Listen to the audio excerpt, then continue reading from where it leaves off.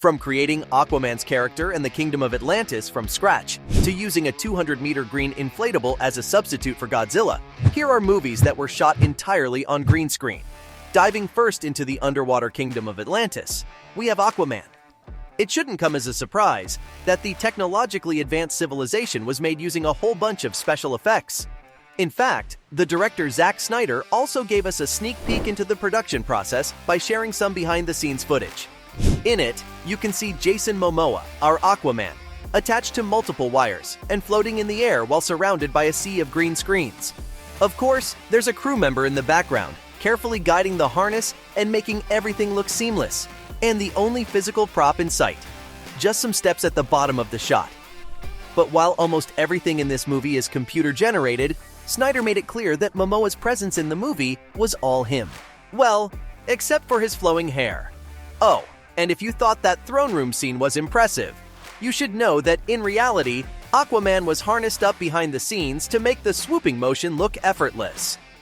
The crew also placed fans in some places to make it look like he was swimming, and then everything was edited and fine-tuned during post-production. When it comes to the detail in the surroundings though, Aquaman isn't the only movie taking the lead. Even The Great Gatsby got praised for constructing entire cityscapes from scratch. Turns out, most of the old glitz and glamour you saw in this movie was thanks to the production team using a variety of digital effects. According to the fascinating 4-minute clip released by the movie's team, you can see the green screen lurking in every single background, both indoors and outdoors. Interestingly, the movie was filmed entirely in Australia, even though it was set in New York, which meant that every single building and street in the movie was digitally constructed. Even minor things like the window scene next to Daisy Buchanan was actually a CGI landscape. But that's nothing compared to the part where Leonardo DiCaprio and Tobey Maguire acted out in front of a blank green screen, only to have the bustling city of New York magically appear later. And if you don't think that's shocking enough, remember Jay Gatsby's Grand Mansion. Well, I hate to break it to you, but the actual location was just an empty green field. That's right, the entire place was brought to life through the wonders of CGI. Guess movie magic is a real thing, folks. But this fascinating world doesn't just stop here, because even fairy tales like Alice in Wonderland have come to life, with some green screens in the background and a few clicks on the computer. It wasn't an easy task though, because the visual effects guru, Ken Ralston, and his team had to inject a massive dose of CGI into the mix, along with a whole circus of Nerf balls, stilts, rubber rabbits, cardboard frogs, and even actors in green leotards. Now in the movie, there are scenes where Johnny Depp, in full makeup, is goofing around with the Cheshire Cat, the March Hare, and the Dormouse, right? But on set, the actor was surrounded by, well, nothing. You see, voice talents wore green and were placed exactly where their characters' voices would come out from. Also, to give the actors an idea of where to look during their scenes, they would be acting alongside a rubber version of the March Hare sitting in a chair, and full-scale maquettes of the Cheshire Cat and other creatures.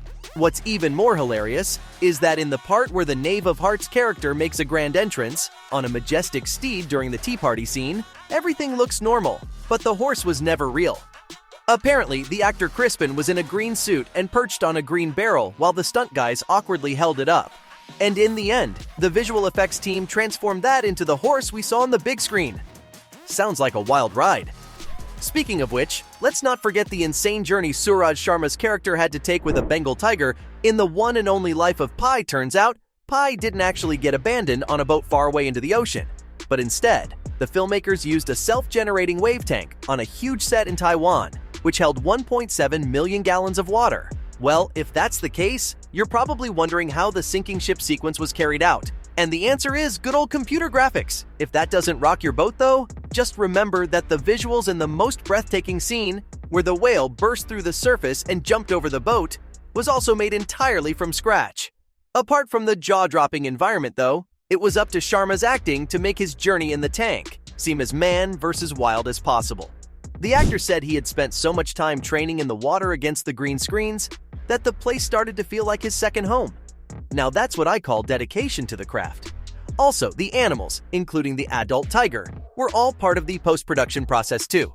You see, the team had 4 tigers to serve as references for Richard Parker, and while some shots were of the real beasts, most were digital edits with the images stitched together after the movie was shot. Sounds insane, right? Well, you'd be surprised at what the advances in technology can help us do, like taking us into outer space without actually going into the void above. And that's exactly what happened in the movie Gravity. With the help of green screens and wire work, Sandra Bullock spent a nail-biting 91 minutes trying to make her way back to Earth, all while defying the effects of gravity like a pro. Now, to get the precise zero-gravity movements from the actors, they were filmed swimming through their moves underwater. They were also hooked up to a 12-wire suspension system, acting as puppeteers pulled their strings. So the next time you think these guys were randomly floating about in space, just know that every single move was carefully planned.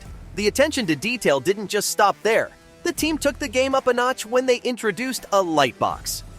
This 20-foot-high area was like a giant box of tricks filled with 4,096 LED bulbs. Those bulbs could then create moving images of Earth and space, adding a touch of outer space in real time to the actors' performances. Also, while locked up inside this box of wonders, the robotic cameras inside captured close-ups, making sure everything was perfectly lit. Of course, the magic truly happened in post-production. Basically, the computer-generated animations and live-action clips were blended together seamlessly, and because they had used green screens, wires, rigs, and harnesses were digitally erased easily. And if that wasn't enough, some additional special effects were also sprinkled on top like stardust. In the end, you can see Bullock's panic-stricken face through a computer-generated helmet visor as she whirls and spins through a cosmic roller coaster ride.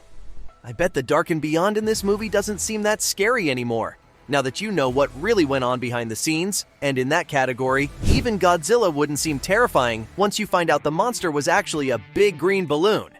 Yep, you heard that right. During the filming process of the 2014 Godzilla, the scenes only had a group of actors in military clothes, treating the huge green inflatable as Godzilla. Who would have thought? What's interesting is that Macintosh was the one who thought an inflatable would be safer than another big device. And after they constructed one stretching over 200 meters, made out of vinyl air mattresses, they realized that the concept could be modified into a wall for visual effects too. Also, since this structure could easily inflate and deflate, it was a lot easier to add in visual effects with the beast wherever it was necessary. Now, not everything was made up. The people were real, of course, and the team used real ranks. But the climatic scene where Godzilla ultimately destroys the Golden Gate Bridge was all edited after filming. Hell, even the bridge wasn't real. So the question is, how did they make a green balloon look like the deadliest beast known to man? Turns out the transformation was done through CGI and keyframe animation. The production team even consulted the master of motion capture himself, Andy Serkis, to make Godzilla's movements as realistic as possible. Can you believe they took inspiration from lions, Komodo dragons, bears, and wolves? The thing is, even though this movie was a work of fiction, they wanted Godzilla's fighting style to at least look biologically real. So there you have it. From keeping a 200-meter green inflatable as a substitute for Godzilla, to creating Aquaman's character and the Kingdom of Atlantis from scratch, these were movies that were shot entirely on green screen.